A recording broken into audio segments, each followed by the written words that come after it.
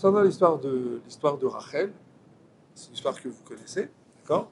C'est une histoire qui, en apparence, est une histoire assez terrible, d'accord? Quelqu'un qui va renoncer à tout, pour que Léa, sa sœur, n'ait pas de bouchotte, n'ait pas de honte, donc qu'elle puisse se marier avec Yaakov.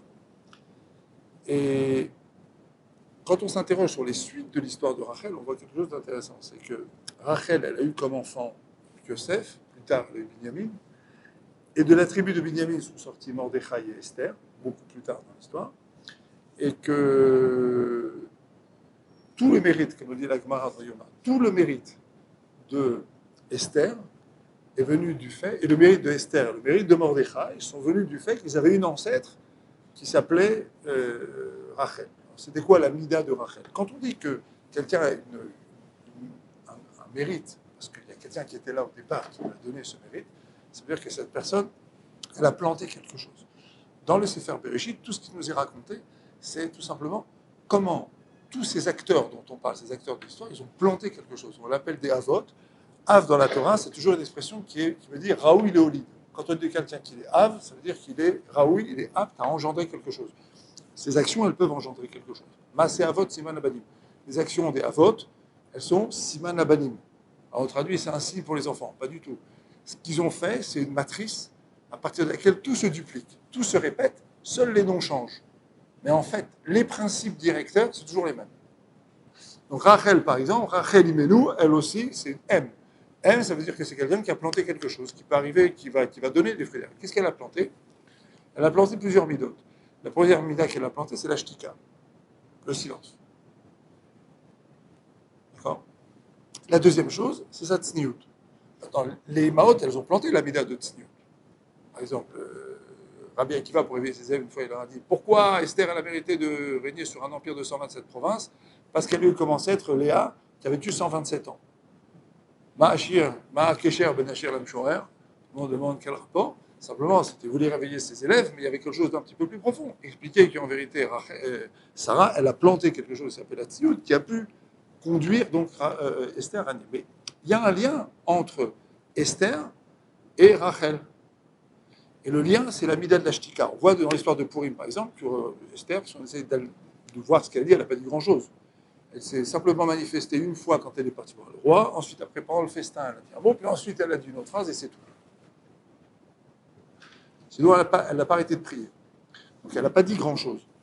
Donc, cette Mida de Shtika, cette Mida du silence qu'on va retrouver chez Rachel, on va la retrouver plus tard chez ses descendants. Par exemple, Mordechai, il intervient dans une histoire aussi où finalement la première chose qu'il va faire, c'est pas des manifs, il va pas descendre dans la rue, c'est pas bien les gilets jaunes, il a rien fait, il est resté tranquillement dans le Beth-Midrash, il a réuni des enfants, il s'est mis sac, il va les faire, il a prié, et tout, etc. Seulement après, il y a eu un enchaînement d'événements silencieux, difficiles à déceler chez les chroniqueurs politiques de l'époque, qui fait qu'il a pu. D'accord? Donc on voit que Rachel, ce qu'elle a planté, c'est cette mida de Tzniut et cette mida de Shtika. C'est resté. Et donc tout le monde comprend qu'à partir de Rachel, ce qui se met en place, chez ses descendants, ça va être ça. Alors, par exemple, pourquoi elle aura Binyamin? Binyamin, c'est sur son territoire que le Beth Amikdash a été construit. D'accord? Alors, Binyamin n'a pas participé à la vente de Yosef. Mais à part ça, il vient de Rachel. Qu'est-ce qui se passe dans le Beth Amikdash? Il se passe des choses que le peuple ne voit pas. Vous savez qu'une fois par an, à l'époque du Beth Amikdash, on avait la possibilité de voir ce qui se passait dans le Kodesh et dans le Kodesh à Kodeshim. Parce que les portes du Echal étaient ouvertes, et au moment où le Kohen Gadol rentrait dans le Kodesh, on le voyait rentrer dans le Kodesh, puis il passait derrière la parochet, et là c'était fini, on ne le voyait plus. Mais on ouvrait quand même avant ça le parochet pour que tout le monde voit le Haron. D'accord? Mais sinon, à part ça, c'est un endroit dans lequel il se passait des choses qui étaient, on va dire, presque en huis clos, en quelque sorte. D'accord? Donc, toute cette mida, on la retrouve chez ses descendants. Ok, c'est planté, ça c'est connu, et tout, etc. Mais de manière maintenant plus profonde, nos sages nous disent qu'en vérité, Rachel et Léa, elles représentent toutes les deux formes de royauté. Léa, elle a eu comme descendant Yehuda, comme fils Yehuda, et elle a eu comme descendant Yosef. Mashiach ben Yosef, Mashiach ben Yehuda, Mashiach ben David, elle représente en fait le dévoilement de la royauté. Il y a deux formes de royauté. Maintenant, il y a une différence quand même entre Léa et Rachel. Rachel, elle a été donnée à Yaakov chez l'Omidaato. Lui, il ne savait pas. Lui, il pensait qu'elle était avec Rachel. Par contre, Rachel, elle d'abord, c'est marqué qu'elle a trouvé grâce à ses yeux, il l'a aimée et ensuite, il a pu l'épouser. Donc, en quelque sorte, il a fallu que Rachel, malgré le fait que vous savez qu'elle lui était destinée. Quand Rachel est rentrée dans la vie de Yaakov, elle a dû trouver grâce à ses yeux, elle a dû le conquérir, elle a dû faire des choses pour arriver chez lui. Et ensuite, il l'a épousée. Par contre, Léa, elle est rentrée chez l'Obidato. Elle a été parachutée. Et nos sages nous disent qu'en vérité, Rachel et Léa, en fait, ils symbolisent deux époques dans la vie du peuple juif. Léa, c'est l'époque des Nissim, des miracles. C'est l'époque de Moshe Rabbeinu. C'est l'époque où les Bnei Israël sont rentrés en Eretz Israël. C'est l'époque du temple, le premier temple, quand il y avait des Nissim. Ça, c'est Rachel, c'est Léa. Et Rachel, c'est autre chose. C'est l'époque de Baït Sheni.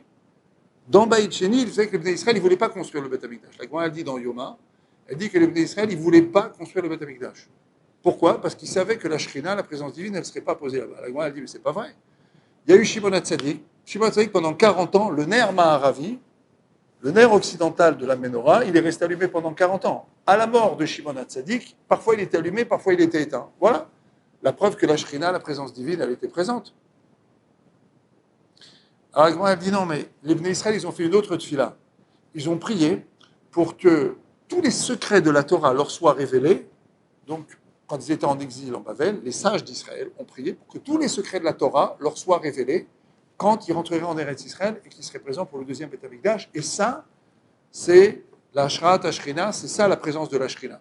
À partir de l'époque du premier temple, la fin de l'époque du premier temple, le retour de l'exil des Juifs de Bavel, d'accord, quand ils vont revenir en Eretz Israël, toute la présence de la Shrina, elle se fait par l'étude de la Torah. La Gemara, elle dit dans Baba Batra, page 12, elle dit que la dévoie, la prophétie, elle a disparu du peuple juif au moment de la destruction du premier temple, et c'est après, le roi HaKodesh est passé chez les Chachamim. Là, la Gemara, elle dit là-bas, Chacham Adif Minavi. Quelle est la différence entre le roi HaKodesh du Chacham et le roi HaKodesh du Navi? C'est que le Navi, quand il avait quelque chose à dire, il n'avait pas le droit d'être Kovesh Nevuato. S'il avait reçu une névoie, il devait la dire, alors que le Chacham, il ne doit surtout pas dire ce qu'il veut dire. C'est comme ça qu'on le reconnaît, c'est qu'il ne dit pas tout ce qu'il pense. C'est comme ça qu'on reconnaît un Chacham. D'accord? Il sait se la fermer, il dit pas tout. Tout ce que tu sais, tu es obligé de le dire. Tout ce que tu penses, tu es obligé de le mettre sur Internet, comme vous le savez. Tout ce que tu penses des libéraux, tu es obligé de le dire partout. D'accord? C'est comme ça qu'on dit les Chacham. Il ne faut pas toujours raconter les histoires.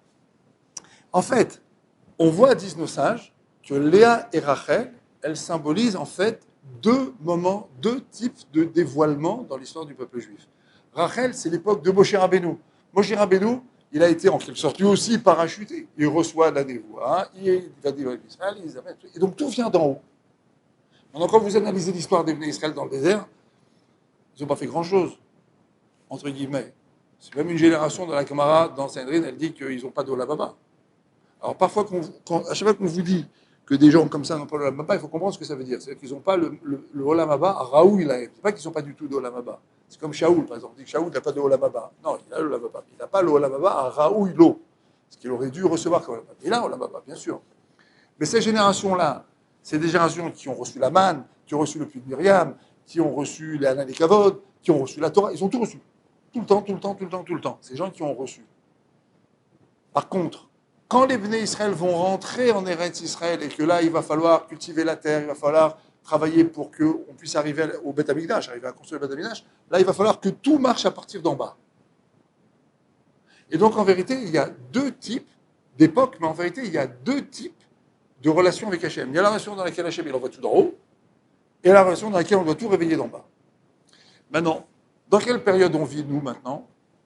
Depuis la destruction du premier temple, c'était clair pour les Chachamim, pour les sages, et pour les prophètes également, les quelques prophètes qui restaient au moment des Hanshei Knesset Agdola. Quand on est revenu de l'exil de Bavel, il y avait une assemblée qui s'appelait les Hanshei Knesset Agdola. Dans les Hanshei Knesset Agdola, il y avait là-bas des gens qui étaient prophètes.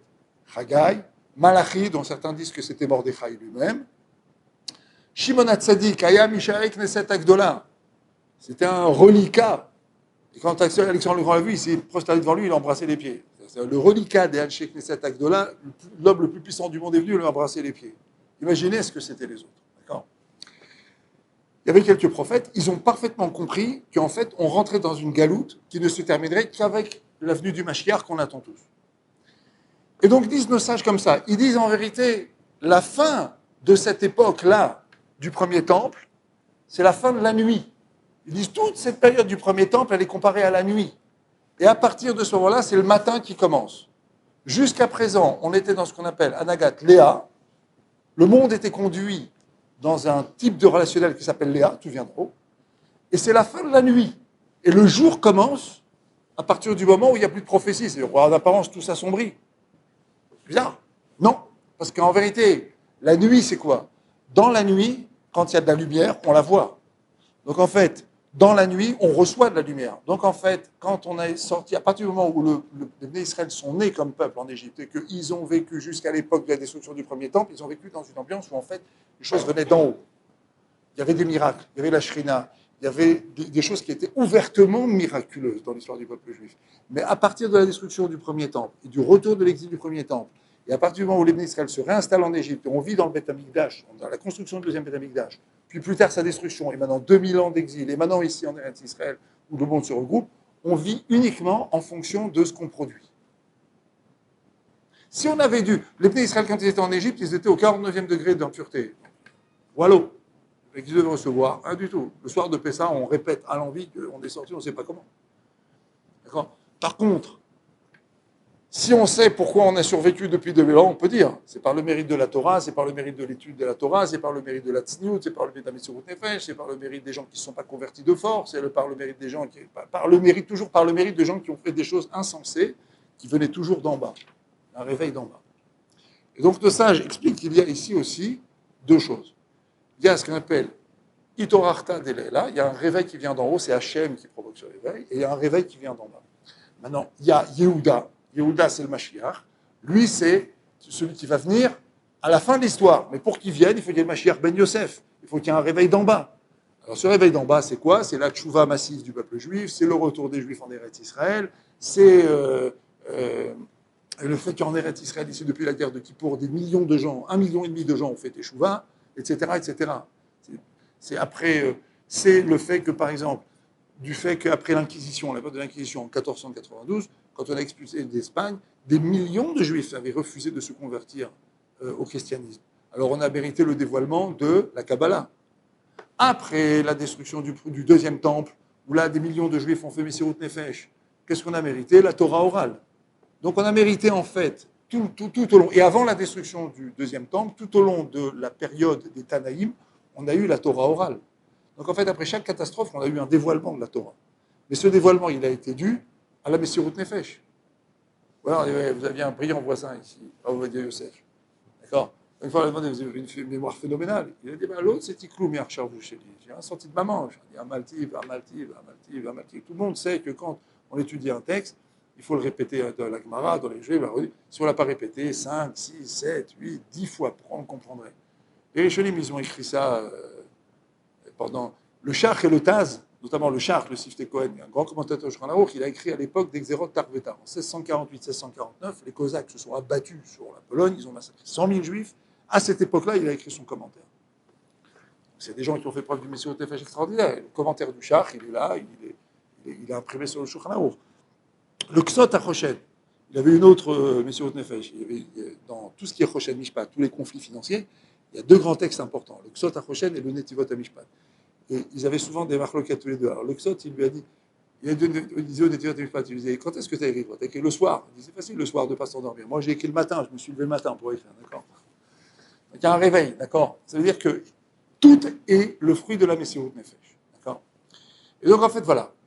L'architecture de l'histoire du peuple juif, l'architecture historique, mais l'architecture spirituelle qui passe au-dessus et qui conduit tout, elle dit qu'en vérité, depuis maintenant, le retour de l'exil du premier temple, c'est-à-dire environ 2500 ans, tout tient par la Messirut Nefesh et par le réveil d'en bas. Alors il y a eu un homme qui a symbolisé ça, au moment où en fait la direction du peuple juif a basculé. Vous savez que Moshe, juste avant qu'il meure, Akadosh Baruch Hu lui a dit, il faut régler les comptes avec les Midianim. Saor et Midianim, Veikita Otam, tu vas réunir tout le monde, on va attraper les Midianim, on va leur régler leurs comptes. Qui l'a envoyé? Il a envoyé Pinchas. Alors dans Pinchas, dans la Gemara, c'est intéressant parce que la Gemara, elle pose la question de savoir d'où venait Pinchas. C'était le fils de Éléazar. La Gemara dit, mais sa mère, c'était une des filles de Yitro. La Gemara dit non, pas du tout. Sa mère, elle venait de Yosef. Il descendait de Yosef. Qui c'est Yosef? Yosef, c'est un juif qui a été envoyé en Égypte, dans un endroit complètement tamé, chez l'homme le plus tamé de la terre, qui s'appelait Potiphar, chez sa femme qui était le plus tamé de la terre. Et dans cet endroit-là, il est resté Yosef. Donc en fait, c'est quoi Yosef? C'est le premier juif qui a été envoyé en exil et qui est resté juif. Nous, on a l'habitude de dire qu'il y a Shalosh, on a l'habitude de dire qu'il y a 3 pères de juifs. C'est faux, il y en a 4. Il y a un qui incarne Avraham Avinu, ça c'est la possibilité de se convertir. Il y a un qui est né juif, c'est Yitzhak, ça c'est tous ceux qui sont nés juifs. Et après il y a Yaakov. Yaakov, Mitato, Shlema, Yaakov, tous ses enfants sont juifs. Ça veut dire construire le peuple juif. Mais il y a encore un 4e Av, c'est Yosef. C'est comment ne pas disparaître du peuple juif. On ne se marie pas avec la femme de Potiphar. On ne se marie pas avec une femme non juive. Okay. Donc en fait, Yosef, c'est quelqu'un qui a dû affronter l'adversité, la touma, la séduction, et qui a résisté à tout ça. Et c'est même mieux que ça, c'est qu'en fait, il est devenu vice-roi d'Égypte. C'est qu'il a régné sur le monde entier. Comment il est arrivé là-bas? Parce que les Midianim l'ont envoyé là-bas. D'accord? Donc, les Midianim, les Midianim représentent l'exacte antithèse de ce qu'est Yosef. C'est-à-dire des gens qui vont vendre quelqu'un pour le livrer à l'esclavage et à la débauche. Juste au passage, c'est très intéressant parce que il faut comprendre que c'est un point de fracture depuis toujours entre Israël et les nations. Le point de fracture, il n'est pas dans le monothéisme. Est-ce qu'on croit en Dieu ou on ne croit pas en Dieu? Ou est-ce qu'on invente une religion, on n'invente pas une chose? C'est pas ça le point de fracture, c'est Yosef. C'est-à-dire Gdushat Israël. C'est toujours tout ce qui touche à la tzniut et à la structure de la famille, on va en parler après, et préserver la structure de la famille et la structure du couple. C'est ça le point de fracture avec le monde non-juif. Et c'est là que le monde juif se construit. C'est ça Gdushat Israël, d'accord? Donc en fait, Yosef, lui, parce qu'elle lui a dit, la femme de Potiphar, elle lui a dit, voilà, j'ai vu dans les astres qu'on devait être ensemble. Ce qu'elle ne savait pas, c'était que la fille adoptive qu'elle avait, qui était donc la fille de Dina, qui avait été violée, devait se marier avec Yosef. Donc, elle n'avait pas compris ça. D'accord? Ça veut dire qu'elle a une vision très réduite des choses, qui semble être une vision spirituelle, parce que c'est un truc qui vient de l'astrologie, mais en vérité, c'est une vision très réduite. Yosef, qui lui avait une vision un petit peu plus large, il a dit, non, ça ne m'intéresse pas, ça. Il y a autre chose. Mais je ne connais pas, parce que moi, j'ai de la Emouna. Donc il est à la fois dans la construction, la résistance, et en même temps, il y a quelque chose au-dessus qui le conduit. Voilà. Alors maintenant, Yosef, lui, il va engendrer Pinchas. Alors Pinchas, vous savez tout ce qu'il a fait. Il a stoppé une Maguefa à un moment où les Bnei Israël étaient en train de se prostituer collectivement. Il a tout arrêté. Et donc c'est Pinchas qui après va partir et va faire la guerre. C'est-à-dire qu'au moment où Moshe Rabbeinu va mourir, il doit faire le dernier acte qu'il doit faire en tant que dirigeant du peuple juif dans l'époque qui est celle de Léa, il faut que ça soit quelqu'un qui vient de Yosef, donc de Rachel, qui aille faire la guerre contre les Midianim.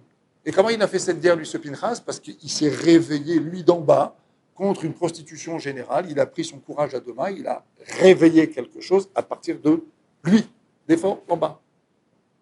Et donc, vous retrouvez encore cette fracture, toujours, qui est toujours ce qui vient d'en haut et ce qui vient d'en bas. Au moment où Moshe Rabbeinu va partir, il faut que la personne qui va régler les comptes soit quelqu'un qui vient de Yosef.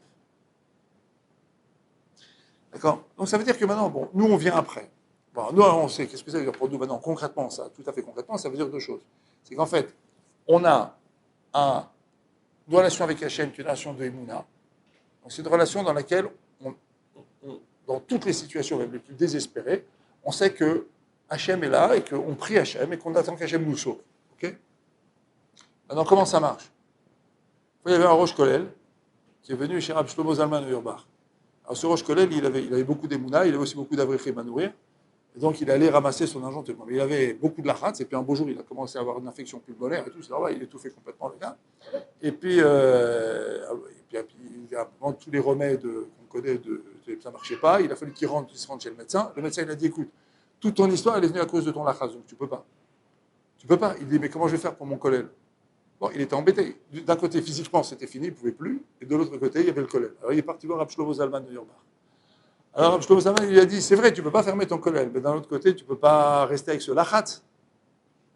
Dire comment on fait? Il dit, alors on va enlever le lachatz. Il dit, comment on enlève le lachatz? Il dit, c'est très simple. Tu as l'habitude de voir l'ashgacha pratit. Oui? Très bien. Alors regarde ce que tu vas faire. Tu vas prendre un carnet et tu vas noter tous les moments où tu vois de l'ashgacha pratit dans la journée. Et à chaque fois que tu vas faire ta mida, quand tu arrives à Modim, tu regardes ta liste et tu dis Modim. Comme ça, tu enlèves le lachatz. Le type, la caisse, elle a commencé à se remplir comme ça.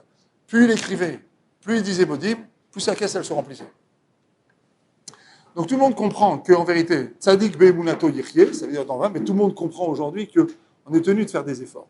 Donc on vit dans un système où on voit des Nissim Glulim, c'est vrai, mais on voit aussi beaucoup de Messirut Nefesh. Et en fait, nous, on vit dans l'époque de Rachel. Mikan, à partir de là, a Kesher, le lien avec la vie de couple et la vie de la famille. Vous savez qu'il y a deux gros mots aujourd'hui dans le couple. D'accord? Je ne vais pas les dire, mais vous ne répétez pas ce que je vous dis, mais c'est deux gros, d'accord? C'est l'engagement et la patience. D'accord? C'est deux gros mots, il ne faut pas dire. D'accord? Quand tu te maries, quand on se marie, d'accord, on a tous compris que la femme, le mari, c'est pas un copain ou une copine cachère. Mais c'est pas très clair pour le monde, parce qu'en fait, les gens comprennent qu'en vérité, oh, si ça marche, ça marche. Si ça marche pas, ça marche pas. Donc en fait, la relation de couple, elle est très souvent vécue par les gens comme étant, en quelque sorte, une itrabroute. C'est un compagnonnage, c'est une amitié cachère. Elle est dans un couple et tout, etc. Alors qu'en vérité, tout le monde sait très bien qu'un couple, c'est d'abord une construction, c'est un binyan. Alors c'est vrai que depuis le premier Shidour, où il a fallu endormir l'homme pour lui amener sa femme, tout le monde se réveille après les Sheva Brachot, ou le premier mois, ou la première année, en disant si j'aurais su, j'aurais pas venu. D'accord? Là, je comprends. Mais tout le monde comprend qu'un couple et une famille, c'est du boulot. D'accord? Bon, il ne faut pas le dire. Je dis ça, ils disent bon, vous avez la rasera, le truc et tout, etc. Mais la vérité, c'est quoi? On est obligé de dire, on est obligé de donner cet enseignement et de délivrer cette vérité, parce que c'est la vérité la plus basique que les gens doivent savoir quand ils se marient. Alors Hachem, il fait bien les choses. Pourquoi? Parce qu'il fait que le mari et la femme sont beaux de ses reines. D'accord? Mais en fait, si on analyse bien ce que nous, on vit dans la civilisation de Rachel, et la civilisation de Rachel, c'est l'effort. Rachel a fait un effort pour trouver grâce aux yeux de son mari. Yaakov lui-même, il a dû la conquérir après. C'est pas une fois mariés, ils se sont disputés. La Torah rapporte une dispute. Il a dit, j'ai pas d'enfant. Il a dit, ben moi j'en ai. Il a dit, t'es méchant. Vous avez l'air de parler, ça veut dire. D'accord? Donc, Yaakov aussi, il a dû comprendre, avec qui il était marié, il a dû comprendre son Isaïon. D'accord? Vous savez que quand lui, la première nuit, il était avec Léa, il pensait qu'il était avec Rachel, et donc il a conçu Yosef. Donc, quand il a donné le droit d'aînesse à Yosef, c'est parce que Béhémet, du point de vue Rouhani, c'était à lui que ça revenait. Mais en attendant, il fallait l'expliquer. Donc ça a été l'occasion d'une grande marloquette entre les frères, ça a été l'occasion d'une dispute, d'une vente qu'on paye encore aujourd'hui. Vous savez que le soir de Pessah, juste entre parenthèses, on dit Arami Oved Avi. On commence en disant l'histoire. On dit le Arami, c'est qui? C'est Lavan. Il a voulu tout détruire. Comment? Parce qu'en fait, il a interverti les femmes. En intervertissant les femmes, il a fait que Yaakov a pensé à Yosef, mais il n'avait pas Yosef. Donc il a donné la Bechora à Réhouven.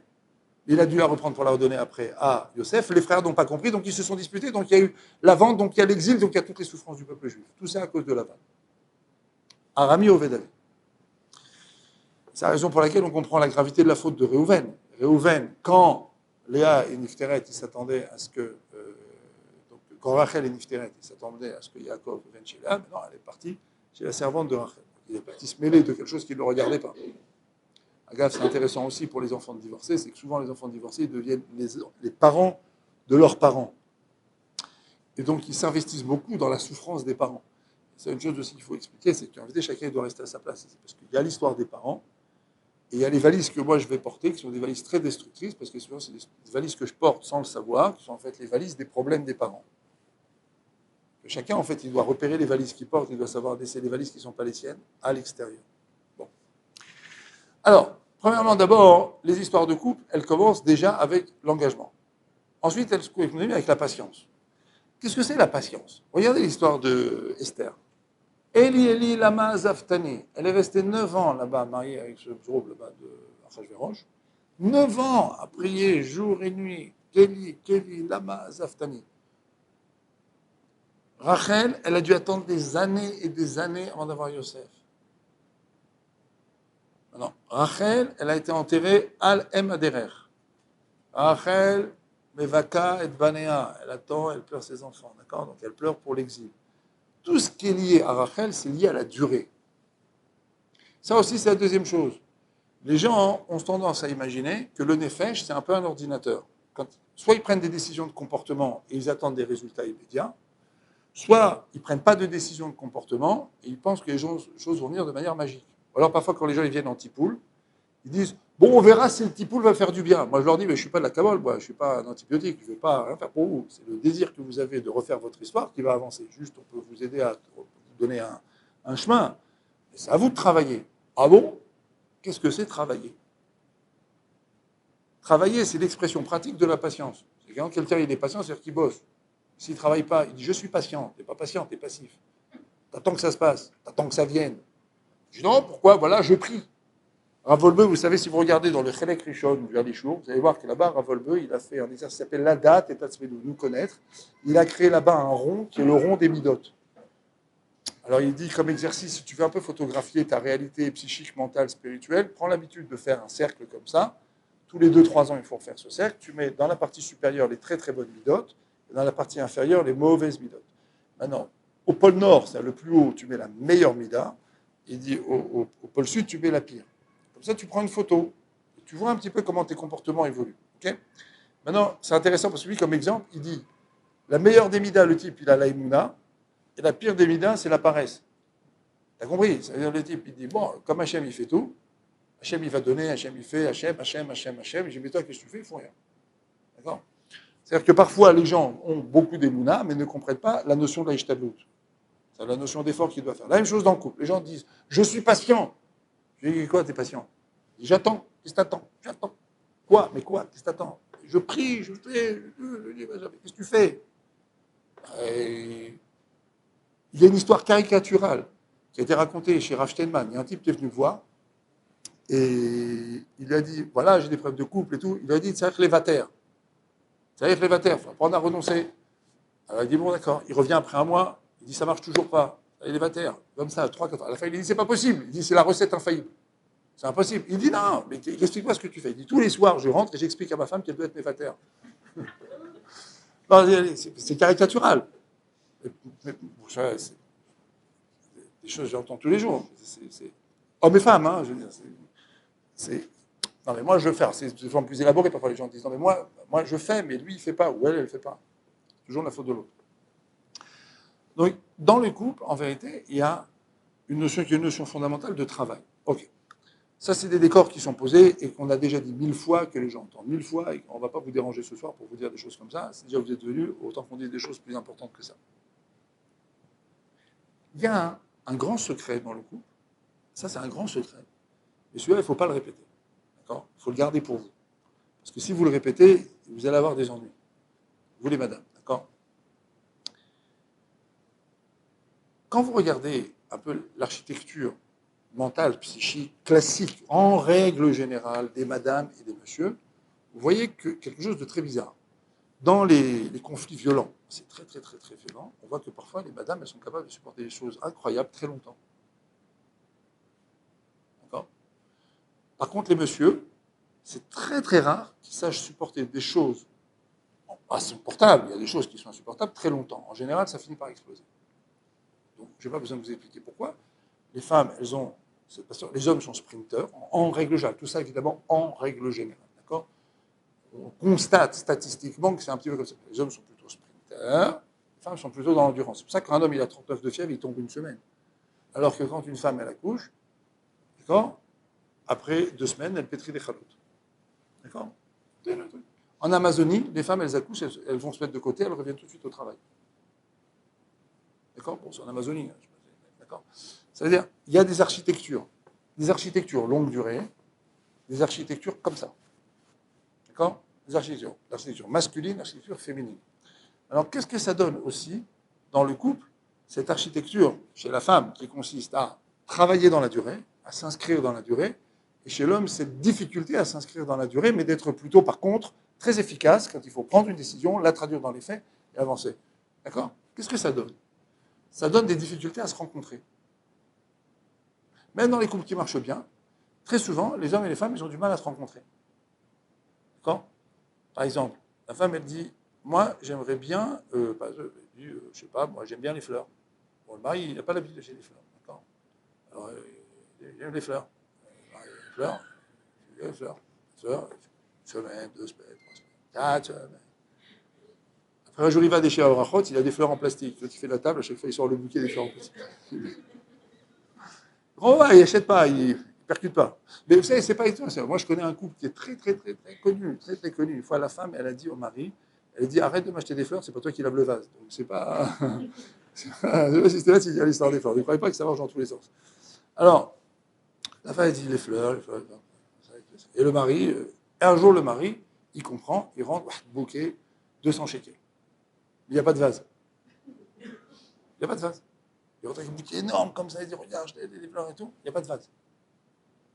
Il dit c'est pas grave, on va le mettre dans une marmite. Tu mets une nappe autour, tu mets du papier à lui, tu t'arranges. D'accord?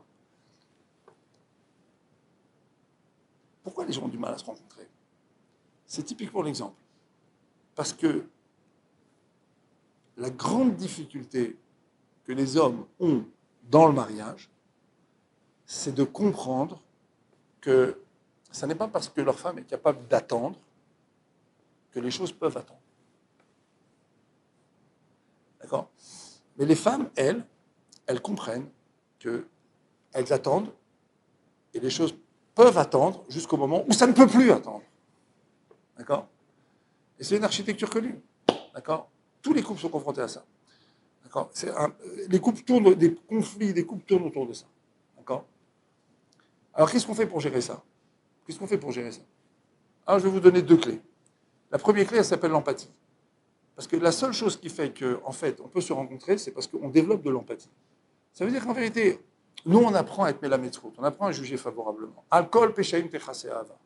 Surtout les fautes, les rébellions, les choses très très graves et tout ça, techasé ava. C'est quoi la hava? La hava, c'est une série d'actions que je fais parce que j'investis dans la relation avec l'autre. Alcool, péchaïm, techasé ava. Il y a beaucoup de problèmes, beaucoup d'incompréhensions, etc. Alcool, péchaïm, techasé ava. C'est-à-dire que je vais d'abord développer ce qu'on appelle, dans notre langue en français, l'empathie. Et nous, chez nous, en thérapie, on appelle ça alcool, péchaïm, techasé ava. Il y a beaucoup d'incompréhension, il y a beaucoup de hiatus, il y a beaucoup de choses qui peuvent ne pas fonctionner. Astechasé ava. Sur ça, tu vas mettre de l'investissement, tu vas mettre de l'explication, tu vas mettre de la patience, tu vas dire les choses, tu vas laisser les choses arriver. Ça marche dans l'autre sens aussi. Hein. Le mari aussi. Le, le mari aussi, il peut avoir du mal à comprendre pourquoi, quand il fait les comptes avec sa femme, il voit qu'il y a toujours un dépassement de la carte bleue. D'accord? Beaucoup de maris ont ce genre de problème. Il y a toujours des dépassements de la carte bleue. Toujours un grand découvert. Alors, la femme, elle a découvert l'Amérique, elle a découvert l'Amérique du Sud, l'Amérique du Nord, l'océan Indien, le Pacifique, ça. Le repassage. D'accord? Alors pourquoi? Même si moi j'explique souvent, mais quand vous faites des budgets, vous savez qu'un budget c'est fait pour être dépassé. Qu'est-ce qu'ils font les bons comptables quand ils ont des boîtes qui marchent? Ils font des budgets, ils font des provisions pour perte. Ils savent déjà qu'ils vont perdre. Donc quand vous faites un budget, faites toujours un budget rétréci en sachant qu'il va être dépassé de. Le vrai budget, ne le dites pas. Ah, il m'a dit comme ça au début du mariage, il n'arrêtait pas. Il dit je fais des budgets pour la consommation de 357 shekels, la Macolette, et au Chérat, 658 shekels, et pas plus. Et le type faisait les comptes et tout, etc. Bon, à part le fait que le type il continue à porter les valises de ses parents qui s'arrachaient la tête sur l'argent et qui ne se rendaient pas compte, il y a un peu de temps pour le comprendre, le type il était très rigide. Comme ça. Mais la femme à cheval, elle dépensait 1257 shekels. Donc il ne comprenait pas comment ça marche. Vous voyez? Et en fait, le hiatus ici, il était tout simplement que il fallait qu'il comprenne, il fallait qu'il ait cette souplesse-là de comprendre qu'en vérité, quand sa femme, elle rentre dans le supermarché, comme vous savez, que voilà, elle achète ce qui est nécessaire pour Shabbat dans 2 semaines, quand il va y avoir un truc, qu'elle a déjà prévu, ah, ça c'est intéressant, ça pourra servir pour ça, ça va servir pour ça, et qu'en fait, en ça, elle est en train de faire des économies. Et comment il traduit ça, le bonhomme? Elle est en train de faire des achats. Voilà. Et vous avez compris qu'en vérité, le champ lexical, ici, il obéit à un champ mental. Donc vous ne pouvez pas vous disputer au nom d'un champ lexical, alors qu'en vérité, il s'agit de gérer le champ mental. Or, les gens se disputent en croyant que je t'ai dit. Alors, tu as dit, mais c'est pas ce que tu m'as dit. Non, c'est ce que je voulais dire. Mais tu m'as dit ce que tu voulais dire. Tu peux le deviner. Parce qu'en fait, on est sur 2 échelles mentales différentes. Vous avez compris? Alcool, péchaïm, techasé ava, t'es la metzrout. Tout ça, c'est marqué chez nous de cette manière-là. Tu vois quelqu'un qui t'injurie, t'injurie, comme ça. Il a un problème. Il traîne un malaise. Moi, je connais un rabbin, il m'injurie tout le temps. Il m'injurie, tous les 2 heures, il m'injurie. Mais je sais que ça fait 60 ans qu'il a un problème. Alors, j'ai dit la dernière fois à quelqu'un, j'ai dit, ce rabbin-là qui nous injurie et tout, il faut lui dire, si tu veux faire les choses bien, dis-lui que t'es mochel. Il lui a dit mochel. J'espère qu'il l'a fait, je ne sais pas s'il l'a fait. Il fait, c'est très important. Ali mochel lecha. Comme ça, tu ramènes les choses à leur vraie dimension. Ali mochel lecha. Non, non, hein. D'accord? faut se mettre en position d'adulte. En vérité, on nous dit d'être Melametzrout, on nous dit d'apprendre de juger favorablement, on nous dit Alkol Peshem Techaseava, on nous dit trouve la Nekuda Tova. Chez les Breslev, toutes ces Nekudotes sont vraies.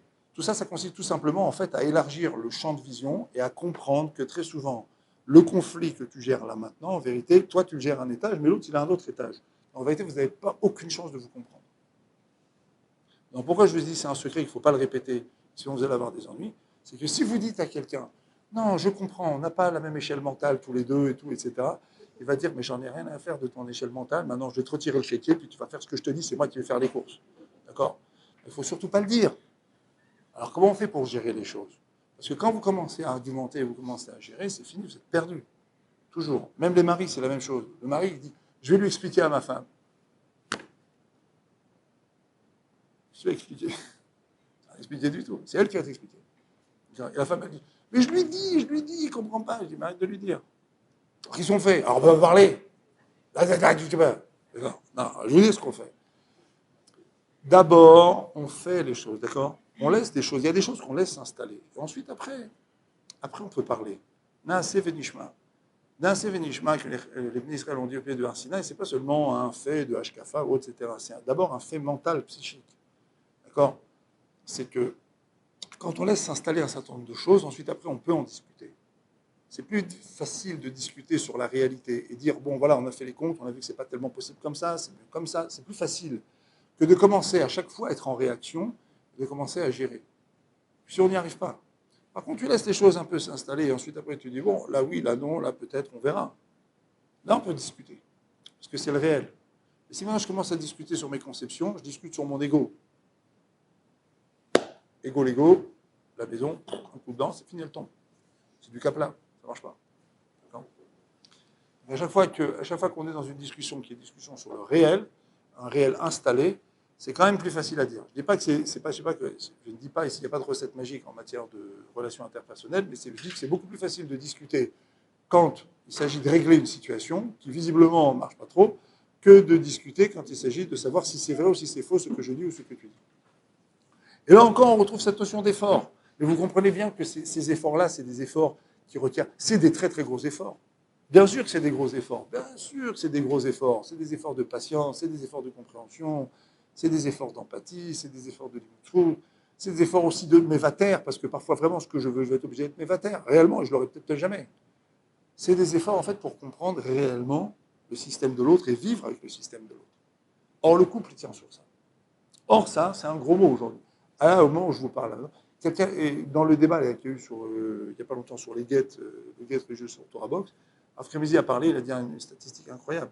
Il a dit qu'à Vilna, entre 1820 et 1910, vous avez la question, il y a une fois un tabirable, on a dit combien il y a eu de divorces à Vilna entre 1820 et 1910?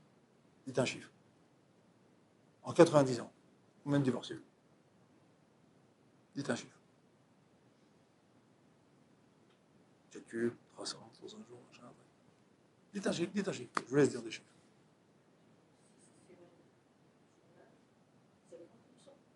Aujourd'hui, en France, c'est à 50%. Oui, ça, ils ont fait un truc. Moi, je vous parle à Vilna, entre 1820 et 1910. Vous êtes assises, écoutez bien, il y a eu 90 divorces. 60 divorces, pardon. 60 divorces. Non, 65, il a dit. 65. C'est pas parce que les gens ne divorçaient pas.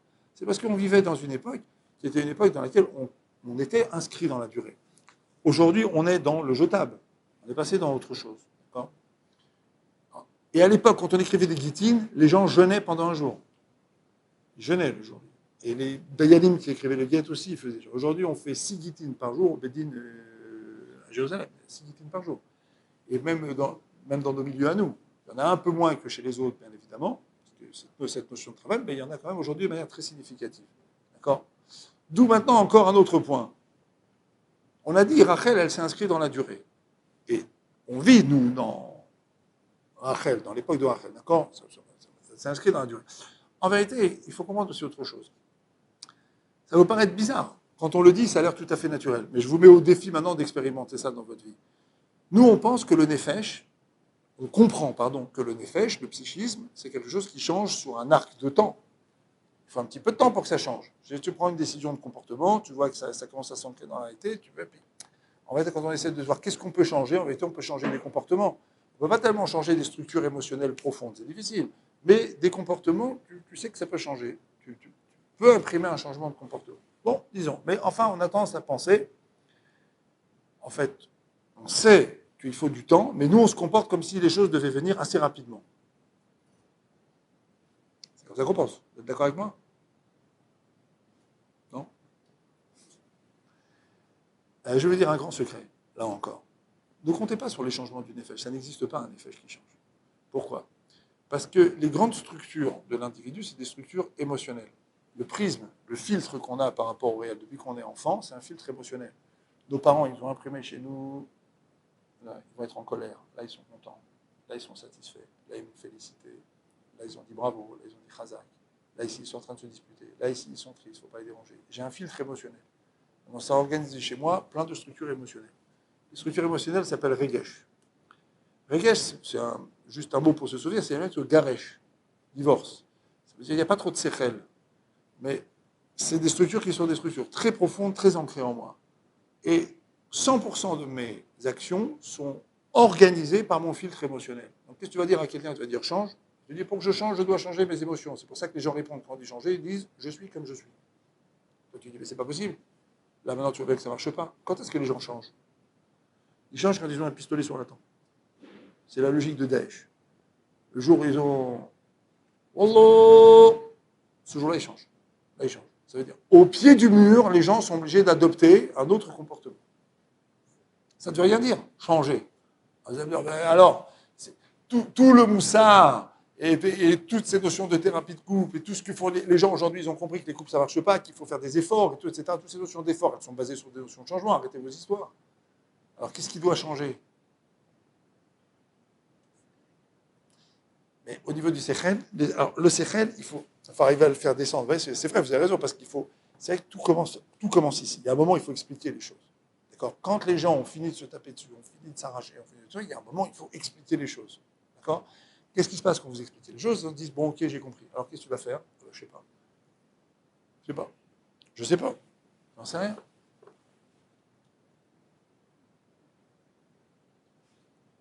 Eh ben, regardez ce qui se passe. Les changements, vous verrez qu'on est capable de les opérer quand on a une structure émotionnelle joyeuse, une structure émotionnelle positive. Quand les gens ont accumulé une bibliothèque émotionnelle positive, ils sont aptes au changement. Par contre, quand les gens ont une bibliothèque émotionnelle négative, ils sont mis sur le prix.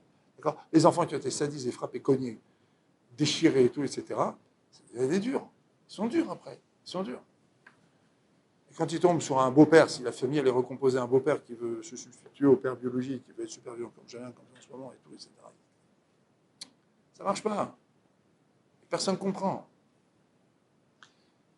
Maintenant, vous me dites, bah, d'accord, mais si quelqu'un il a accumulé une bibliothèque émotionnelle super négative dans sa vie, alors il ne va jamais changer celui-là. Qu'est-ce qui va lui arriver? D'accord? Alors, il faut comprendre une chose, c'est que dans un couple, comme on n'est pas là pour éduquer l'autre, on n'est pas là pour le faire changer, ici, à part la patience et l'engagement, il y a autre chose. C'est qu'en fait, si moi je bouge d'un mètre, si moi je me redéploie, si moi je fais autre chose, en fait j'entraîne l'autre dans mon changement. Après, il faut d'autres ingrédients. Il faut beaucoup d'amour, il faut beaucoup d'empathie, il faut beaucoup de choses et tout, etc. Il y a un certain niveau de perversion dans les rapports, ou un certain niveau de soupçon dans les rapports, ou un certain niveau de violence où tout ça n'est plus possible. Il ne faut pas compter sur le fait que des gens qui se comportent violemment, violents verbalement, violents physiquement, ou des gens qui ont trop de perversion dans la relation, pas la perversion narcissique, c'est le grand mot aujourd'hui, mais d'autres perversions qui sont plus profondes et plus ancrées, d'accord? Ou alors un niveau de soupçon. Quand il y a trop de soupçons, alors même ça aussi, ça rend les gens, ça prive les gens de ce qui est la base, c'est la émouna. La émouna dans l'autre. C'est très difficile, ça bloque tout, d'accord? Mais en dessous d'un certain niveau qui est variable dans chaque couple, en fonction de la bibliothèque émotionnelle de chacun, eh ben, les choses deviennent possibles. C'est la raison pour laquelle, même dans les situations dans lesquelles il y a quelqu'un qui traite vraiment des choses très très lourdes, en vérité, les choses peuvent bouger si, par exemple, un des deux décide de faire un mouvement.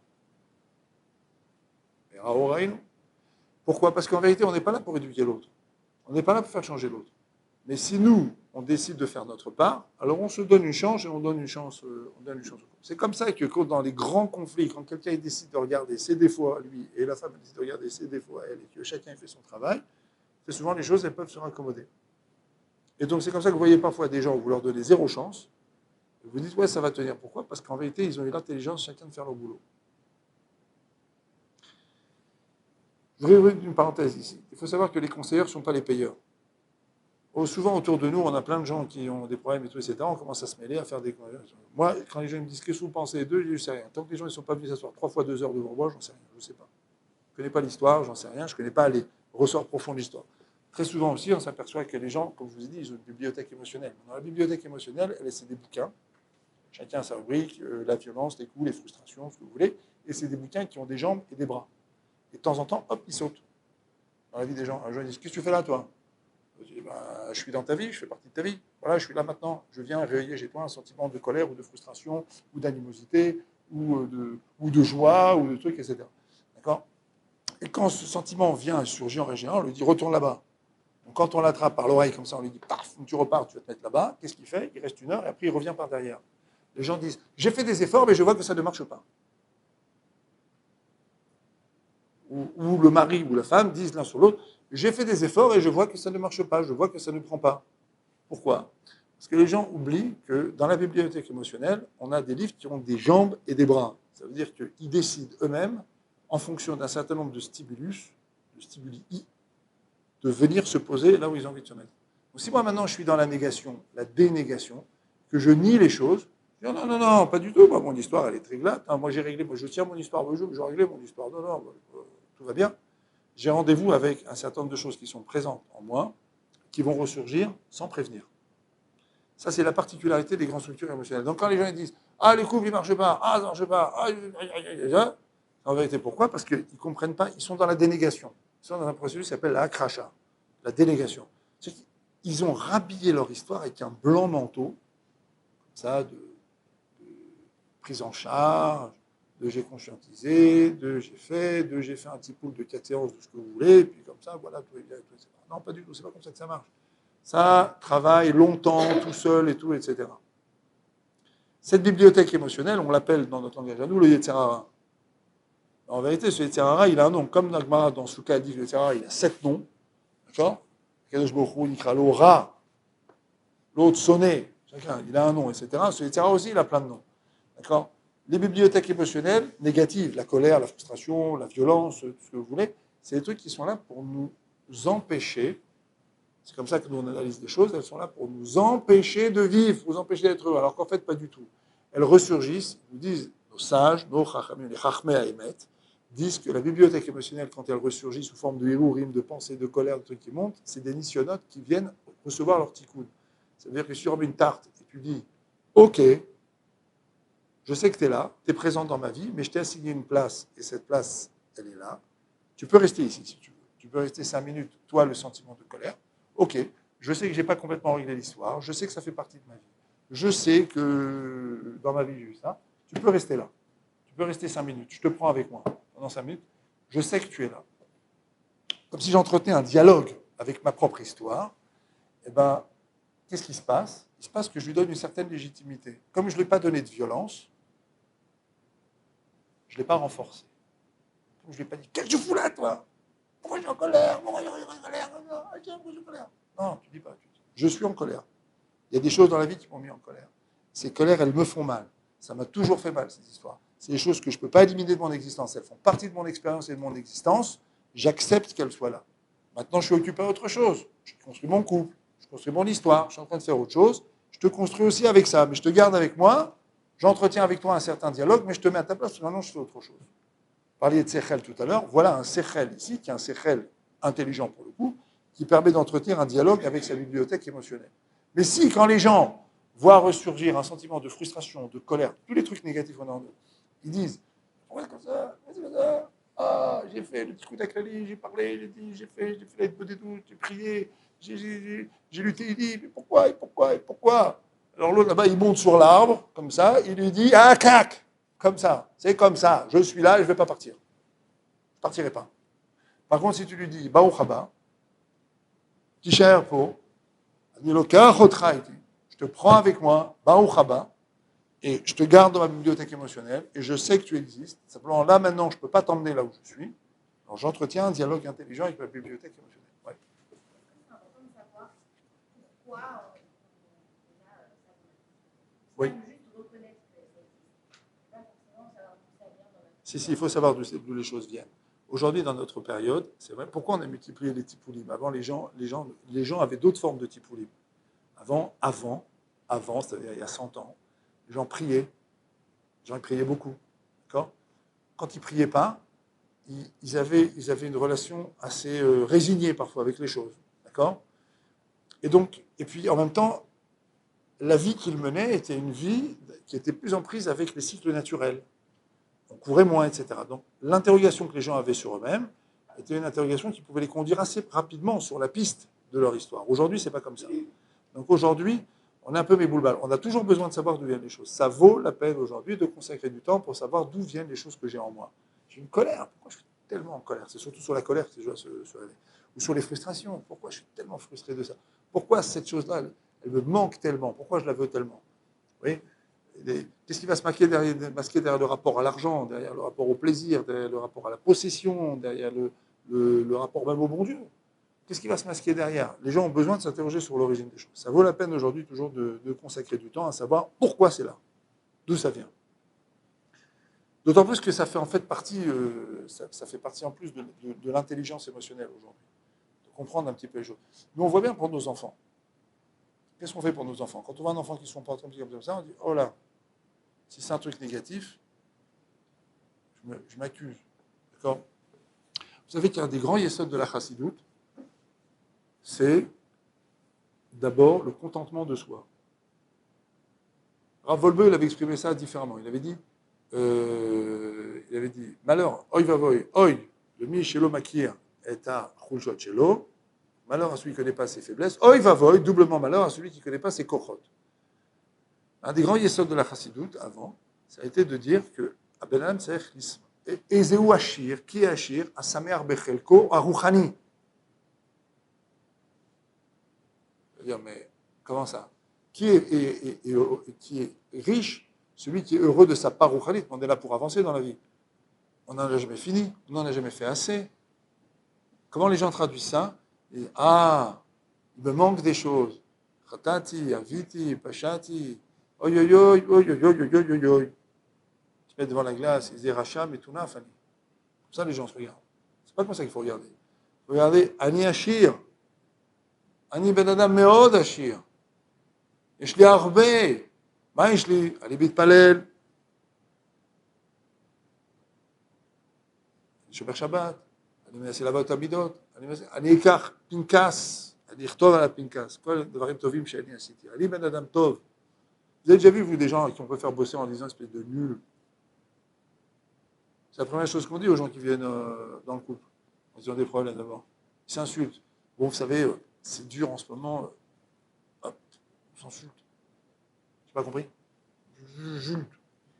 Qu'est-ce que vous dites? S'insulte. Ah bon? Qu'est-ce que vous vous dites? Ah non, on peut pas. Ah, bah, non, allez-y, dites-moi, ça m'intéresse. Non, je peux pas. Je peux pas vous dire. Non, mais dites-moi. Ça m'intéresse. Non, je peux pas vous dire. Dites-moi. Ah, vous avez honte. Pourquoi vous n'avez pas honte quand vous êtes en face de l'autre? D'accord? C'est-à-dire, les gens s'insultent, se déchirent. Pourquoi? Vous n'avez jamais vu qu'on peut relever quelqu'un si on l'insulte. Tout le monde sait ça pour les enfants, mais tout le monde l'oublie dans le couple. Et s'ils le savent dans le couple, ils l'oublient avec les enfants. Et s'ils le savent ni là ni là, alors c'est fini, tout explose. D'accord? Donc c'est exactement la même chose avec moi-même.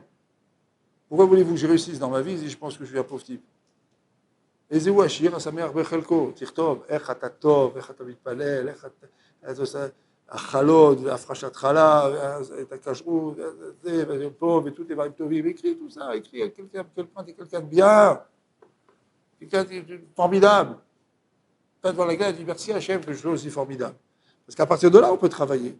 Là, quelqu'un peut se dire, bon, je sais bien que j'ai dit un peu de la shonara, là, j'ai une vraie tendance à la shonara. Ici, j'ai une tendance à la paresse, j'ai une tendance à la colère, j'ai une tendance à être correctif. Là, tu peux travailler. Mais si tu penses que tu es quelqu'un de foncièrement mauvais, et tu es quelqu'un de pas bien, et tu es quelqu'un qui offre un mauvais visage aux autres, et qui te manque de mais qu'est-ce que tu vas faire? Alors, je vais dire ce que tu fais. Au pire, tu vas te conforter dans cette position. Au pire, tu vas complètement te conforter. D'accord? Au mieux, quand tu vas faire des gros efforts, là, tu vas bomber le torse. Tu sens chez madame, relever la tête comme ça. En fait, tu vas complètement oublier tout ce que tu as à travailler. Donc, en fait, tu ne vas jamais vraiment bosser. Pour que les gens travaillent, il faut qu'ils aient une bonne image d'eux-mêmes. Et une bonne image de soi-même, ça se construit. Alors, évidemment, si on a passé l'enfance en entendant des parents qui nous ont dit constamment des reproches, c'est vrai que c'est difficile. Si on a constamment compris du moussard et des rabbinim et des gens et tout, etc., et que les gens ils nous ont dit qu'on n'est pas des gens bien, et qu'ils sont venus nous dire chaque fois, chaque veille de Rosh Hashanah, en Hav, ils sont venus, ils nous disent, comme disait mon fils, il dit, les Mashgichim, ils ont inventé en Hav, Elul Ba. Alors, les Bachrim disent non, Elul Be Elul.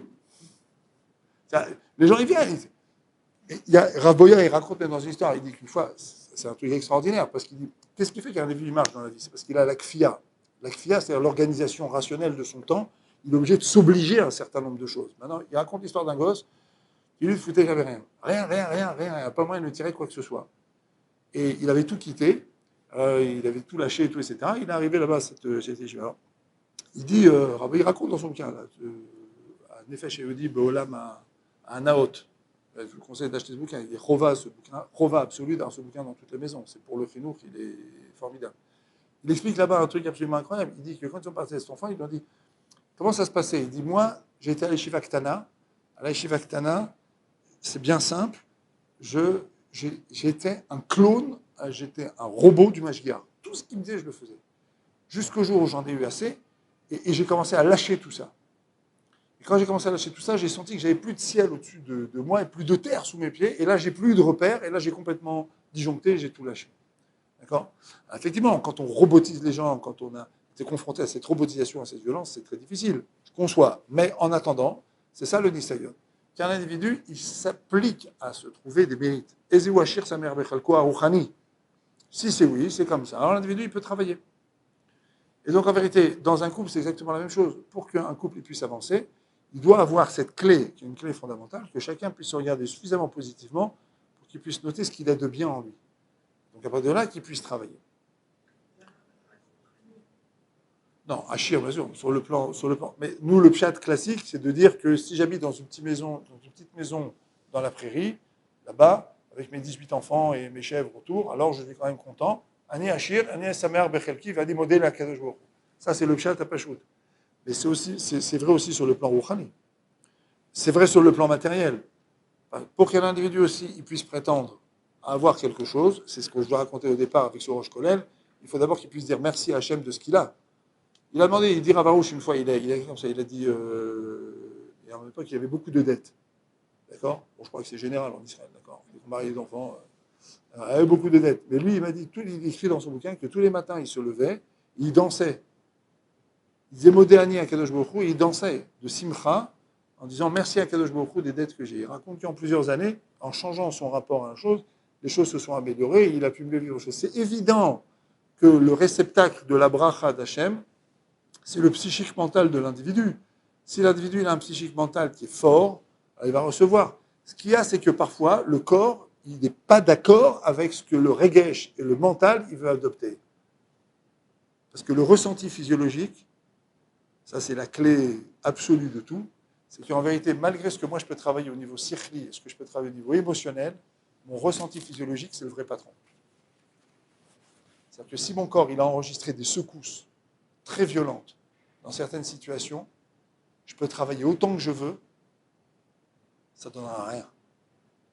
Il faut que j'arrive à faire descendre des choses dans mon corps. C'est la raison pour laquelle un meler, c'est quelqu'un qui a moar, le cerveau, c'est des concepts, lève, c'est le lieu émotionnel, et kaved, c'est le foie. Et que la plupart des thérapies qu'on donne aux gens aujourd'hui, c'est des thérapies où on leur apprend à respirer, on leur apprend à vivre les choses différemment dans leur corps, et commencer à respirer, tout ça. Que dans les grands problèmes qu'on a, quand on apprend à respirer différemment, quand on apprend à vivre différemment, on a une chance de s'en sortir. Mais tant qu'on n'a pas fait ce travail au niveau du ressenti physiologique, on n'a pratiquement aucune chance de sortir des choses. Parce que le ressenti physiologique, c'est un boss à gadol, ou un boss à amiti, chez la d'abord. Ou un boss, ou m'chanech otam. D'accord? C'est pour ça que tout le travail qu'un individu doit faire. Alors maintenant, on a dit au départ, dans cette séquence-là que je développe maintenant, Changer quoi, changer? Après ce que je viens de dire ici, vas-y, changer, va changer ton truc, va voir ton histoire. Et là-bas, quand l'individu est au bord du gouffre, effectivement, là, il est obligé de changer. C'est seulement là que les gens changent. Alors maintenant, parfois, on arrive à suffisamment conscientiser les choses pour ne pas attendre d'être au bord du gouffre. Parfois, c'est au bord du gouffre que les gens vont le faire. Ils sont confrontés à quelque chose, ils sont obligés de le faire, donc ils vont le faire. Parfois, c'est le couple qui va exploser ou la famille qui est en train d'exploser. Les gens, ils sont tenus de le faire. En vérité, toute la réussite d'un couple et d'une famille, elle tient sur la capacité d'un individu à faire ce travail. Alors ce travail, il ne faut pas l'appeler changement, parce que le champ lexical ici, il est trompeur. Quand vous dites à quelqu'un, ce sera un changement, vous allez changer, on va changer, il faut changer. C'est la pire des phrases. Il faut changer. Il dit, ah oui, oh. D'accord, il ne comprend pas, il n'a pas le lexique, d'accord, il n'a pas le programme. Pourquoi? Parce que toutes les épreuves qu'on a nous mettent toujours en face du mystère, d'une attitude qu'on ne connaît pas, pour laquelle on n'est pas programmé. Il y avait un grand rabbin qui s'appelait Rav Programansky. Rav Programansky, c'est un Ilouï. Son grand-père, c'était un grand ami Chacham à Vilna, à Kovno, plus exactement, à l'époque de la Première Guerre mondiale. Et ses parents, ils avaient commencé à s'assimiler. Et lui, il a commencé à étudier. Quand il était petit, il n'arrivait pas à apprendre. Une fois, son grand-père, il a dit à son père, quand tu veux lui apprendre les lettres, il faut que tu lui mettes une lettre sur chaque page, parce que quand tu lui mets plein de lettres, ça le trouve, il n'arrive pas. Il a appris comme ça. À la fin, il a grandi, il est devenu un très très grand ami Chacham. Le Chafetz Chaim, il se levait devant lui. C'est un des rares survivants du ghetto de Kovno. Et après la guerre, il est parti aux États-Unis, il est mort très jeune. Et il est passé par Aix-les-Bains. Il était à Aix-les-Bains, et c'est le vrai fondateur de Aix-les-Bains. C'est lui qui a persuadé Rav Rakin et Rabbeinu Gershon Lippmann de rester à Armentières. C'est un gaon à dire. Tous les grands de Vilna, les grands juifs, se levaient devant lui. S'il avait vécu une trentaine d'années de plus, il serait resté en France, et on aurait été en France d'avoir notre rabbin Aaron Kotler. C'était un gaon à dire Kadosh Elion Akol. Vraiment dans des dimensions inimaginables. Il a vécu, dans son livre, il raconte des miracles qu'il a vécu à l'époque de Kovno. Il y a eu 15 survivants dans le ghetto de Kovno. Ils ont vécu dans des immeubles. L'immeuble où ils étaient cachés, les Allemands avaient prévu de le miner, de le faire exploser, ça n'a pas marché. Plusieurs fois, les Allemands sont passés devant lui, ils l'ont pas fait, un truc incroyable. Il raconte dans son histoire, il dit à la fin de la guerre, on lui a dit, mais qu'est-ce que tu vois? Il dit, moi, je ne vois pas les faits, moi, je vois des psukim. Je vois les psukim de Kitavo, je vois les klalotes de Kitavo, les klalotes de Nitzavim Vayeler. C'est ça que je vois dans la Shoah. Alors il a dit, je ne vois pas Eretz Israël. Je ne vois pas pourquoi on doit aller en Eretz Israël. On dit, mais le Chazonish, qui est un gaon comme toi, il dit qu'il faut aller en Eretz Israël. Il dit qu'il y a Eretz Israël. Il dit, bon, je m'incline devant le Chazonish. Il avait dit, c'est possible que Eretz Israël, ça soit une épreuve. Et quand un Kadosh Baruch Hu donne une épreuve, il ne donne jamais la solution à la personne. Quand on est dans une épreuve, Hachem, il ne donne jamais la solution. Il met un mur devant toi. Et la solution, elle est derrière, mais il faut que tu inventes le système pour en sortir. Or, la plupart du temps, toutes les épreuves qu'on a dans la vie, elles sont en fait le fruit d'un système de croyances limitatives qu'on a en nous. C'est-à-dire, on va être un système de Emouna, un système de rapport à Hachem, un système de trucs. Et voilà. Moi, j'ai été éduqué dans une famille dans laquelle on faisait tout le temps la tefila comme ça. Mon père, il se levait tout le temps au net, il nous a toujours levé au net. Moi, je me suis levé au net, et maintenant, il faut être honnête. C'est toi, tu es toujours au lit, tu es trop poli pour être honnête. Donc, on ne peut pas avancer. Et le type, il déchire son gosse et tout, etc. D'accord? Alors, on lui dit, mais ton gosse, tu sais que maintenant, il fume du joint là-bas au coin, et qu'il ne veut plus aller ni à la tefila, ni au net, ni rien du tout. Donc, le père, il dit, comment je vais faire? D'accord? La même chose dans le couple. Le type, il a entendu toujours ses parents s'arracher, se disputer, machin, donc lui, maintenant, il a réussi à survivre à tout ça. Maintenant, quand il y a un problème chez lui, il crie tout de suite. Il crie sur sa femme. La femme ne comprend pas. Alors voilà, il a un système, il est perdu. On lui dit, tu sais que si tu continues de crier comme ça, le couple, il va se défaire. Il dit, mais ma femme m'énerve. Bon, d'accord, mais si tu te calmes, ça va. Oui, bon, d'accord, je vais me calmer. Alors, qu'est-ce que je dois faire? Alors, comment je fais? Alors, allez-y, dites-moi, il prend son cahier, qu'est-ce que je dois faire? Ouais, parfois, c'est les madames. Elle dit, bon, d'accord, j'ai compris, mon mari, il est un petit peu violent et tout, etc. Mais j'ai compris que c'est un peu dur avec lui. Alors, qu'est-ce que vous me recommandez d'adopter comme attitude? Elle sort le cahier et le truc, dites-moi ce que je dois faire. Le problème, tu vois la rigidité devant toi. Tu vois que ça ne va pas marcher. Parce que la semaine d'après, par exemple, j'ai suivi vos conseils, ça ne marche pas. Comment il m'a envoyé ces conseils? Il m'a dit, nous suivons vos conseils jusqu'à une certaine limite, mais ces conseils ne sont pas, ça ne marchera pas. Donc le problème, c'est le conseil. Pourquoi? Parce que c'est pas ça qui est en jeu ici. Les gens, ils sont coincés dans une certaine... Et tout le monde a rendez-vous avec ça dans sa vie. Ici. Nous tous, ici, sur cette table, on a rendez-vous avec des impasses qui sont dues aux croyances limitatives, au système de chidour, au ressenti physiologique, à toutes les informations, à la bibliothèque émotionnelle, tout ce qu'on a cadré comme chose. Et à un moment donné, tout ça, on a des conflits qui nous dépassent complètement. Et en fait, un nisayon, un vrai nisayon dans la vie, c'est un nisayon dans lequel on est coincé dans une situation dans laquelle on n'a pas de solution parce qu'on n'a pas de grille pour décrypter. D'ailleurs, les gens ils disent, quand ils ont un truc vraiment très lourd, qu'est-ce qu'ils disent en français? Les Israéliens nous imitent, ils disent, c'est pas possible. Vous savez quoi, c'est pas possible? J'ai pas de grille de lecture. Et c'est comme ça pour toutes les épreuves. Et toutes les épreuves qu'on arrive à surmonter, c'est des systèmes où il faut inventer un système pour s'en sortir, un système qu'on n'a pas en nous. Toujours. Donc maintenant, comment on va faire? Comment on va faire? Ici vient la conclusion de notre développement pour aujourd'hui. On va s'arrêter là, mais après, si vous avez des questions, vous serez bienvenus. C'est qu'en fait, il ne faut pas le dire aux psychologues, parce que les psychologues, ils se moquent de nous, parce qu'ils pensent qu'on est des singes améliorés. Mais nous, on pense que l'être humain, c'est une neshama qu'on a coincée dans un corps. Le moi profond de l'individu, la neshama, c'est même pour un non-juif, ils ont un effet shamédaber. Il y a une part divine en eux. Il y a quelque chose qui n'est pas limitatif. Chez tout être humain, il y a une part qui n'est pas limitative. Il y a une part qui s'affirme par le dimion, par l'illusion, par l'imagination, parce que le Rambam appelle le Koach Hamedame. Le Rambam, dans Shmone Prakim, c'est le premier livre de psychologie moderne qu'il faut lire, qu'il faut connaître. Le Shmone Prakim, c'est l'introduction du commentaire du Rambam sur Pirkei Avot. Ça s'appelle le traité des 8 chapitres en français. Là-bas, il trace les structures des kochot qu'il y a en chacun. Il dit qu'il y a un Koach qui s'appelle le Koach Hamedame. Le Koach Hamedame, c'est celui qui fait des associations, mais c'est aussi quelque chose qui touche au dimion. Pourquoi on a tous des dimionotes, des illusions de l'imagination? Parce qu'on a une capacité imaginative. Parce que sinon, on ne pourrait jamais rien résoudre dans la vie. Et donc, en vérité, il dit le Rambam, tu veux avancer dans la vie, il faut faire marcher le Koach Hamedame. Ça veut dire que c'est vrai que le Koach Hamedame, la première fois, c'est d'abord d'être Medame Milta les Milta. Tu prends des situations et tu les rassembles en elles. Ton ressenti physiologique, il fait ça tout seul. Dès que tu as une frustration, la bibliothèque officielle t'envoie le livre de la frustration. Le ressenti physiologique aussi. Il t'envoie la mémoire olfactive, il t'envoie des tas de mémoires. Il y a la bibliothèque du ressenti physiologique. D'accord? Mais ça, c'est Medame Milta les Milta. Tu fais quelque chose sur le ressent. Mais tu as aussi autre chose, c'est que parfois tu te mets comme ça et tu dis, et si j'étais, et si je te, et si je. Et là, tu rêves. Tu as la capacité de rêver. Donc, tu sais sortir de ta boîte. Alors maintenant, quand tu as un truc, ne dis pas que tu ne sais pas. Parce que tu as le moteur. Juste, il faut le faire marcher. Et si maintenant on faisait autre chose? Alors si tu ne sais pas, va voir quelqu'un, il va t'aider. C'est ça pour vous dire qu'il y a des ressources. Le Rambam, il dit, le Koach Hamedame, on a deux Koach en nous qui travaillent tout seuls. C'est le Koach Hazan, manger, quand tu rentres, ça travaille tout seul après le système digestif. Et le Koach Hamedame, il dit la preuve, c'est que quand tu rêves quand la conscience ne monte plus la garde. Donc tu vois bien que les images, les informations que tu as emmagasinées, elles nourrissent une vie qui dépasse ta conscience. Donc tu vois bien qu'il y a un Koach en toi, qu'il y a un Koach qui marche tout seul. Maintenant, ça, c'est le premier étage. Et le deuxième étage aussi, c'est que donc tu as la capacité d'imaginer les choses. Donc ne dis pas que tu ne sais pas quand ça ne marche pas. Parce que tu as le moteur. Et quand tu as le moteur, c'est l'essentiel. Un enfant, on cherche à lui donner un moteur. On lui explique comment ça fonctionne les choses. Après, dans la vie, il va avancer. D'accord? Sauf quand les parents ils font les devoirs à la place de l'enfant. Ça ne marche pas. Mais quand on a expliqué un moteur à un enfant, on le laisse avancer. D'accord? C'est comme ça qu'on fait dans la vie. Donc tu as le moteur. Et donc quand il y a des épreuves qui sont insurmontables, en fait, il faut laisser un petit peu le temps arriver. Il faut beaucoup prier à Hachem, évidemment. Ça fait partie de la thérapie. Il faut avoir l'aïmouna, parce qu'on est tous des neshamot dans des corps et pas l'inverse.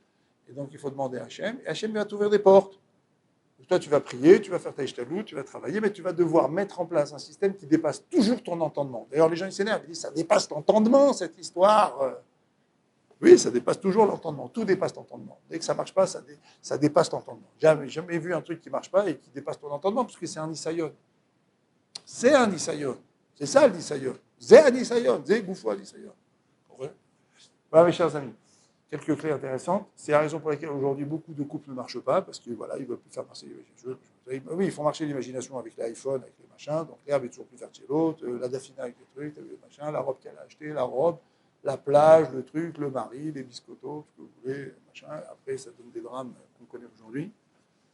Kol echad yivdok le'atzmo, que le keli mashrit numéro 1 aujourd'hui, c'est les portables. Je vous dis, moi, aujourd'hui, en tant que thérapeute, que partout il y a des problèmes, il y a des portables, il y a des iPhones et des smartphones et des machins, il y a Facebook ou WhatsApp. Et que, moi, je suis un homme d'Internet, mais je me prends un truc. L'autre jour, j'étais avec la banque et j'avais fait un virement. Elle me dit, t'as pas un téléphone plus racham? Je dis non. Elle dit, alors, il faut venir au SNIF. Je dis, ben, je viendrai au SNIF. C'est ce que je te dis. Tu ne peux pas aujourd'hui, avoir Internet sans filtre, téléphone sans filtre, et tu crois que tu vas t'en sortir. Je vous dis, les gens qui ont Internet sans filtre et téléphone sans filtre, ils sont morts. C'est fini. Le Yetzirah, il est installé, les gosses, ils prennent possession du truc, les couples, ils sont postés par ça. Ils sont morts. Tous ceux qui ont ça et qui ont ça sans filtre, c'est fini. Ils sont morts, morts, morts et enterrés. Il n'y a pas de couple aujourd'hui qui peut survivre sainement à un environnement qui est un environnement qui s'inscrit dans l'intimité du désir de ton imagination, puisque c'est des images qui viennent comme ça tout le temps, qui sont d'une puissance inimaginable. Il a dit, Bérébi, là, qui est celui qui habite à Abdébrak, il a travaillé, lui, dans tous ces trucs-là, parce qu'il était associé à l'Afrique, il a raconté qu'en vérité, il y avait une réunion de tous les responsables de Facebook, WhatsApp, toutes les grandes sociétés, Windows, machin, etc. Ils ont fait un accord entre eux qu'ils concevaient des systèmes de telle manière que les gens ne soient pas occupés à plus de 50%, 70% de leur temps par ça. C'est-à-dire qu'ils ont la possibilité d'occuper les gens à 100% avec ça. Donc, qui va s'imaginer maintenant que s'il ne met pas de filtre, il peut s'en sortir? Et mieux encore, s'il peut s'en débarrasser. C'est-à-dire vraiment réduire à la portion congrue la présence d'Internet, mais vraiment sur les mails, sur les trucs bancaires, ou les billets d'avion, les billets de train, ou des trucs très utilitaires. Mais commencer à croire qu'on peut mettre Internet sans filtre chez soi, des téléphones sans filtre, et qu'on va s'en sortir, aujourd'hui, c'est l'ingrédient de travail numéro 1 des problèmes du couple. Numéro 1, pas numéro 2. C'est numéro 1, parce que par là rentre toute une série de regards sur l'autre. À part ça, je vais vous dire une chose. Il y a aussi du haïnara qui rentre. Parce que quand on se photographie, qu'est-ce qu'ils regardent les gens? Quand je photographie la table, la maison que j'ai louée, je parle chez les religieux, le mariage, le truc, qu'est-ce qu'ils voient les gens? Les gens, tu fais circuler quoi? Tu fais circuler une image, ils voient, c'est quoi l'image? C'est la face extérieure de l'émotion qui est contenue par ta personne. On voit que l'extérieur. Donc tu vois la face matérielle lumineuse de la chose. C'est ça le haïnara. C'est d'offrir un regard matériel, matérialisé, une matière. C'est comme ça que le haïnara vient. Donc, quand les Khad assez Bodek Leasmo, aujourd'hui, c'est l'ingrédient numéro 1 de la destruction des couples et des familles. Même quand ils s'entendent bien, il faut les supplier. À l'époque, aux gens d'éteindre la télé pendant 2 heures. Aujourd'hui, il faut d'éteindre les portables pendant 1 heure ou 2. Éteindre. Pas mettre sous le silencieux.